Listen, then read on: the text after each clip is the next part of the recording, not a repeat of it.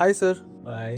Sir मला विचारायचं होतं तुमच्याशी की आज रोबोटिक्स हे काय डिफरन्स करतं स्पाइन सर्जरीमध्ये आणि रोबोटच खूप लोकांचा हा प्रश्न असतो की रोबोटच सर्जरी करतात का? No, I think it's a very very good question. आणि आपण असं बघतोय की robot is coming everywhere. Robot is serving in the hotels, various places. Robot is driving the car. I think हे प्रत्येक फील्ड मध्ये येतंय आणि स्पाइन सर्जरीमध्ये स्पेशली हे फार महत्वाचा रोल करतंय. रोबोट ही सर्जरी करत नाही, पण it helps spine surgeon to do the most accurate and precise spine surgery. Robot gives the direction, robot gives the trajectory for implantation. त्यामुळे आपली जी ह्युमन एरर असते ती टाळण्यात येते. आणि मिनिमलिस्टिक जेव्हा आपण सर्जरी करतो, जे आपण म्हणतो की minimally invasive spine surgery, endoscopic spine surgery, त्या ठिकाणी इम्प्लांटेशनचा हा खूप मोठा सहभाग रोबोटचा आहे आणि जगभरात ते वाढत चाललंय. मला वाटतं that is going to be a big sea change in India also. आपल्या सुद्धा पेशंट साठी याचा खूप फायदा होणार आहे. I am damn sure about it.